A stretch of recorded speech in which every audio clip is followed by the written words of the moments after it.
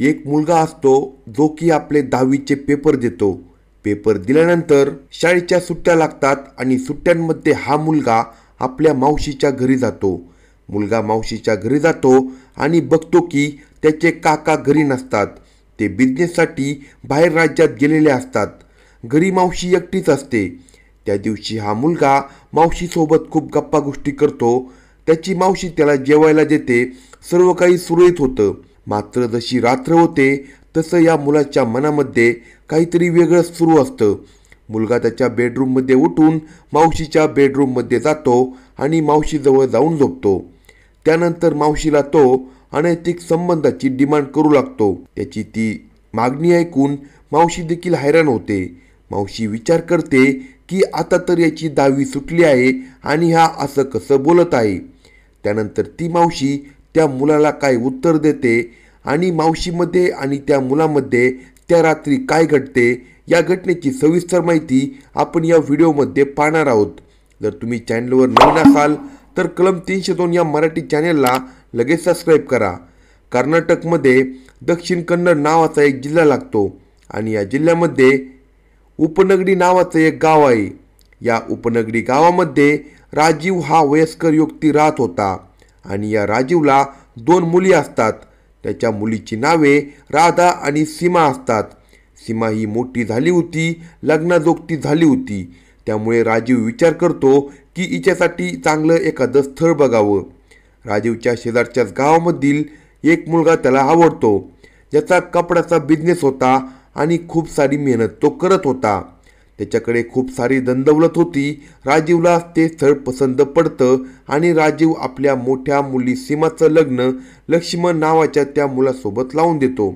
आता सीमा ही आपल्या सासरी जाते आणि लक्ष्मणसोबत खुश राहू लागते. तिचा नवरा तिच्यावरती प्रेम करत असतो. तिच्या नवऱ्याचा आणखी एक भाऊ असतो, त्याचं नाव असतं करण. करण आणि लक्ष्मण हे दोघे कापडाचा व्यवसाय करत होते. त्यामुळे ते कधीकधी राज्य सोडून बाहेर राज्यात देखील राहत असायचे आणि अशा प्रकारे सीमाच्या घरी कसली कमी नव्हती. सीमाला तिचं सासर खूप आवडत होतं, कारण त्या ठिकाणी सर्व तिची कदर केली जायची. तिचा नवरा कमवण्यासाठी बाहेर जायचा. तिचा जो दीर होता तो देखील खूप मेहनती होता, कष्टाळू होता. दोघे भाऊ खूप जास्त मेहनत करायचे. त्यामुळे सीमा विचार करते की आता माझा जो दीर आहे करण, याचं देखील लग्नाचं वय झालं आहे आणि माझी जी छोटी बहीण राधा आहे तिचं देखील लग्नाचं वय झालं आहे. का नाही मी माझ्या बहिणीचं लग्न माझ्या दीरासोबत लावून देऊ. सीमा विचार करते की करणसोबत तिच्या बहीण राधाचं लग्न लावून द्यायचं आणि सीमा ही तिच्या वडिलांसोबत राजीवसोबत बोलते की सर्व गोष्टी आमच्या घरामध्ये सर्व ठीकठाक आहे. माझा नवरा खूप कष्ट करतो, तसा माझा दीर पण भरपूर सारे कष्ट करतो. त्यामुळे तुम्ही राधाचं लग्न बिंदास लावून द्या. अशा प्रकारे राजीवला देखील ते पटतं आणि राजीव आपल्या लहान मुलीचं देखील त्याच घरात लग्न करून टाकतो. अशा प्रकारे या दोघी सख्या बहिणी एकाच घरामध्ये नांदू लागतात आणि त्या दोघींचे नवरे देखील सख्खे भाऊ असतात. आता सर्व काही ठीक असतं.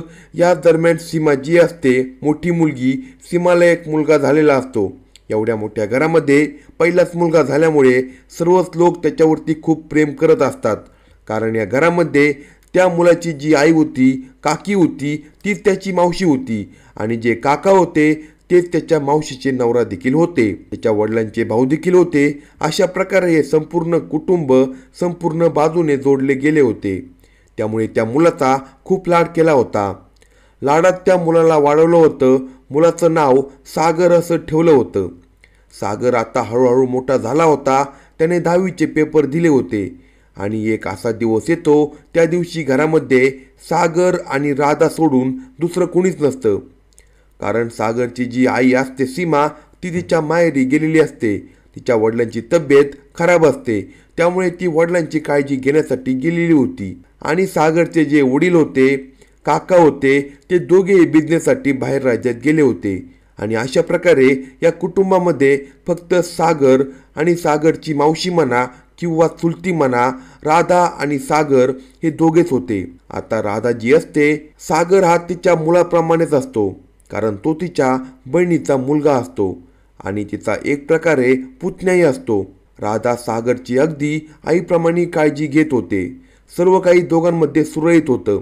राधा त्याच्यासाठी जेवण वगैरे करते, जेवण वगैरे होते आणि त्यानंतर रात्रीतून असं काय होतं की सकाळी जेव्हा सागर झोपेतून उठतो तेव्हा खूप रडू लागतो आणि त्याच्या रडण्या ओरडण्याने शेजारचे लोक त्या ठिकाणी धावत येतात आणि बघतात तर जी राधा असते, सागरची मावशी, ती मृत्युमुखी पडलेली असते.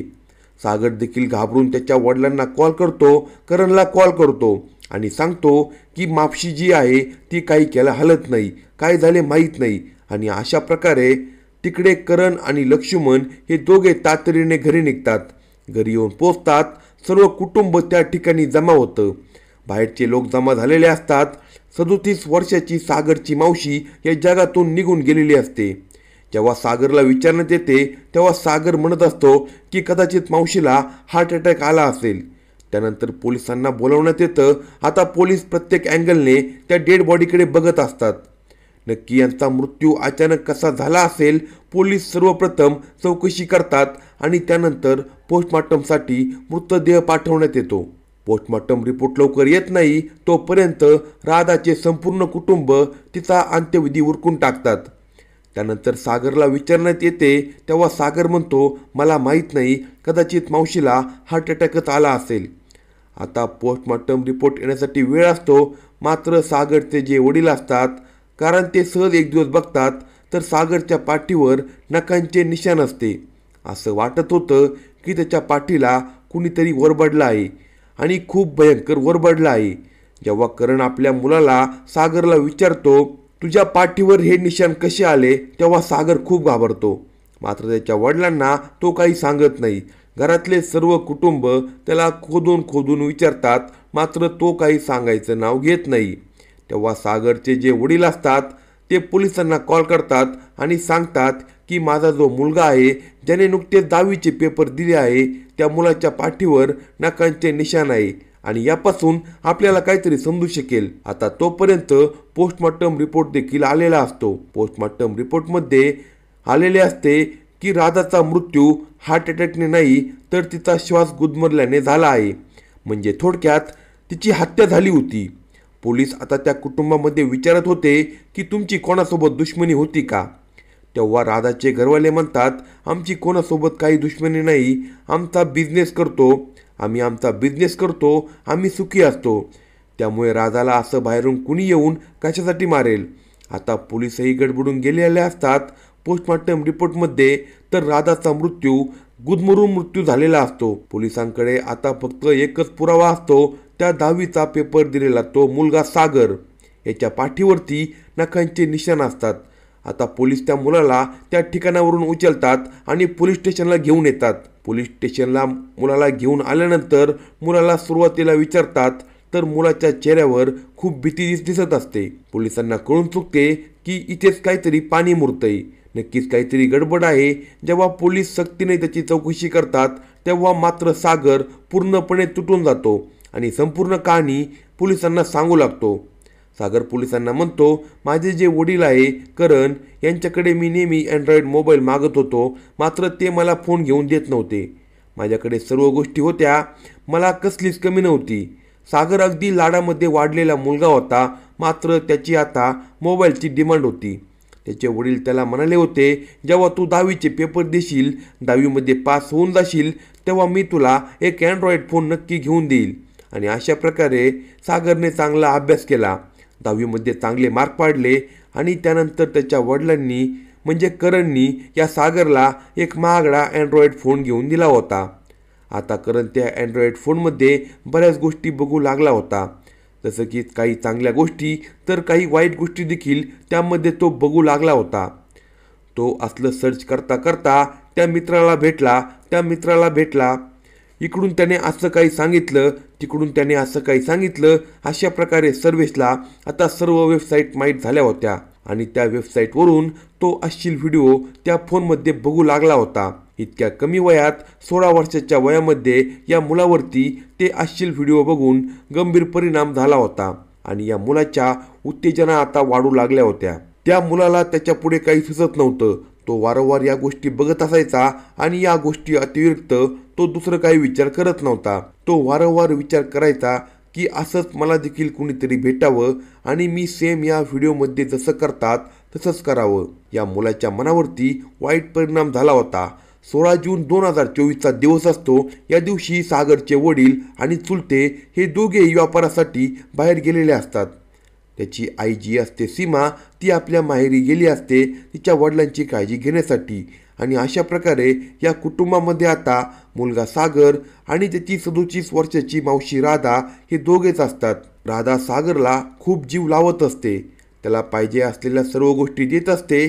त्याला ते आवडत नाही तर ते त्याच्यासाठी ते बनवून देत असते. आणि अशा प्रकारे रात्र होते आणि रात्री हा मुलगा जेव्हा हे अश्लील व्हिडिओ बघू लागतो तेव्हा त्या मुलाच्या मनामध्ये विचित्र विचार सुरू होतात. तो विचार करतो की मला असं करण्यासाठी कुणी पाठणार नाही, त्यामुळे मला असं करण्यासाठी कुणी भेटणार नाही. त्यामुळे त्याला वाटते की आपली मावशी आज एकटी आहे आणि या मुलाच्या मनावरती वाईट परिणाम झाल्यामुळे हा मुलगा मावशीच्या रूममध्ये जातो. त्या ठिकाणी डायरेक्ट मावशीला डिमांड करतो की मला तुझ्यासोबत अनैतिक संबंध बनवायचे आहे. सागरच्या तोंडून जेव्हा राधा हे सर्व ऐकते तेव्हा राधा डोक्याला हात लावते. राधाला खूप राग येतो आणि राधा ही अगदी आपल्या मुलाप्रमाणे सागरला म्हणते, तू हे काय बोलत आहे, तुझं डोकं ठिकाणावर आहे का? मात्र हा मुलगा त्या अश्लीलतेमध्ये इतका मग्न झालेला असतो. मावशी नकार देते तरी देखील हा मुलगा तिच्याकडे डिमांड करतो. आणि त्यानंतर राधा जी असते या मुलाला त्या ठिकाणी मारते, दूध लुटून देते आणि त्याला सांगते, उद्या तुझे वडील जेव्हा येतील, तुझे काका येतील, तुझी मम्मी येईल तेव्हा बघ तुझी कशी हालत करते. अशा प्रकारे हा सागर आता खूप घाबरतो आणि मावशीच्या रूममधून उठून आपल्या रूममध्ये जातो. मात्र सागर खूप घाबरलेला असतो, कारण त्याच्या मावशीने त्याला अशी धमकी दिलेली असते आणि त्याला वाटत असते की उद्या जेव्हा त्याचे वडील येतील, त्याचे काका येतील, त्याची आई येईल आणि संपूर्ण कुटुंबाला त्याने काय करण्याचा प्रयत्न केला हे जेव्हा समजेल तेव्हा मात्र त्याची काही खैर नाही. आणि अशा प्रकारे या मुलाच्या डोक्यामध्ये येते, जर मी मावशीला या ठिकाणी संपून टाकलं तर सर्व काही सुरळीत होईल. माझ्याबद्दल कोणाला हे काही माहीत होणार नाही. एक चूक लपवण्यासाठी तो आता दुसरी चूक करत होता. आता रात्रीचे लगभग 2 वाजले होते आणि 2 वाजता हा मुलगा सागर पुन्हा आपल्या बेडरूममध्ये निघतो आणि मावशीच्या बेडरूममध्ये जातो. तिथे पडलेली एक उशी असते, ती उशी घेतो आणि झोपलेल्या मावशीच्या नाकावर ती उशी जोरदार दाबतो. आता राधा ही प्रतिकार करण्याचा पूर्ण प्रयत्न करते. मात्र हा 16 वर्षाचा सागर मुलगा आत्तापर्यंत आईवडिलांच्या जीवावर फुकट खाल्लं पिल्लं होतं, त्यामुळे त्या मुलाची ताकद देखील खूप जास्त असते आणि त्या मुलाची ताकद त्या 37 वर्षीय मावशीपेक्षा जास्त ठरते आणि या मुलाला आपल्या कामामध्ये यश भेटतं. सागर शेवटी आपल्या मावशीला मारण्यास सक्सेस होतो. मावशीने भरपूर प्रयत्न केला होता. तिच्या नाकाचे वरबाडे सागरच्या पाठीवर झाले होते. त्याच्या पाठीवर स्पष्ट मावशीच्या नाकाच्या खुणा दिसत होत्या आणि त्या निशाणामुळे आता हा सागर पोलिसांच्या ताब्यात होता.